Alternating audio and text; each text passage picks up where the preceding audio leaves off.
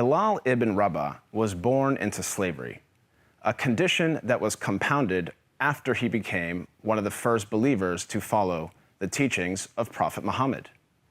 Bilal's father was an Arab slave, and his mother was a former princess of modern-day Ethiopia, who was also enslaved.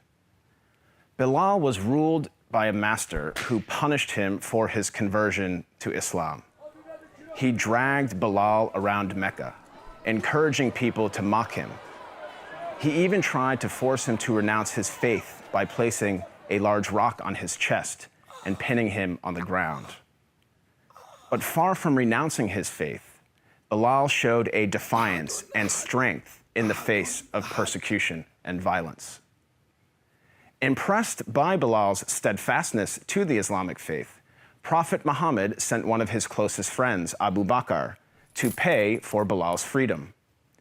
Once freed, Bilal rose to prominence in the early Muslim community. Prophet Muhammad appointed him to serve the mosque by using his melodious voice to call the believers to prayer. Bilal was a black man, and for some, his blackness made him unfit for such an honor. On one occasion, a companion of the Prophet, a man named Abu Dar, disparagingly said to Bilal, "You son of a black woman." This drew a swift rebuke from Prophet Muhammad. "Are you taunting him about his black mother?" asked the Prophet.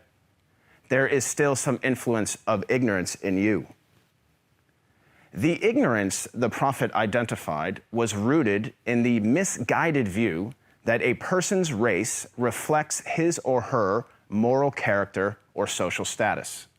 In fact, the Prophet's message of racial equality stood in stark contrast to the prevalent racial animosities of 7th century Arabia. Scholars refer to the period prior to the advent of Islam as Jahiliyyah, a time of ignorance, which included racism. Arguably, Prophet Muhammad was the first person in human history to declare, in no uncertain terms, that no person is above another by virtue of race or ethnicity. This declaration is crystallized in one of the Prophet's notable speeches, his last sermon, as it is known, which was delivered on Mount Arafat in 632 AD. In that sermon, the Prophet unequivocally condemned racism when he said, "All mankind is descended from Adam and Eve.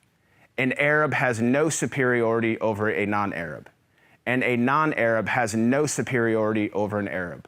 A white person has no superiority over a black person, nor a black person has any superiority over a white person, except by piety and good action." Ever since then, Prophet Muhammad's teachings on racial equality have inspired human beings to strive for racial equality and justice for all. Consider the life of Al-Hajj Malik al-Shabazz, more commonly known as Malcolm X, the black Muslim civil rights leader who battled racism in the 1950s and 1960s. After performing the Hajj, or Islamic pilgrimage, to the city of Mecca, Malcolm wrote his famous letter from Mecca, in which he said, "There were tens of thousands of pilgrims from all over the world.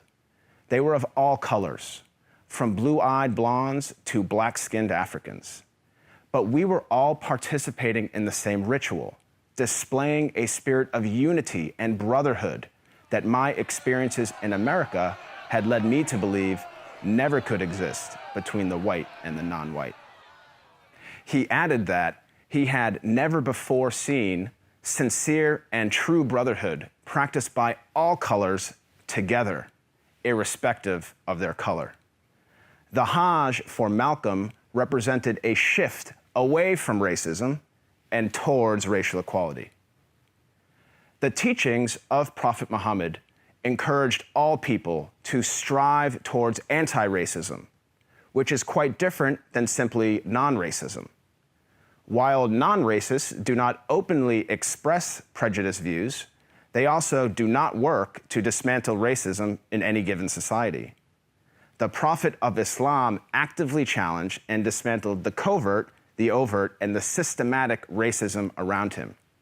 He identified racism as a symptom and identified its root cause as arrogance in the human heart. As our world becomes more and more diverse and interconnected, it is imperative that we strive to follow the teachings of Prophet Muhammad. I am not a Muslim myself, but I have to say that I am deeply inspired by the anti-racism of Prophet Muhammad, because he showed that a person is distinguished over another not by race, but rather by the quality of one's character and conduct. I am not a Muslim myself. قد يكون كذلك، ولكنه بالتأكيد واحد من الناس الذين أرسل إليهم نبي الإسلام الخاتم محمد صلى الله عليه وسلم، واحد من الناس المخاطبين في مطلع الآية 58 بعد 100 من سورة الأعراف.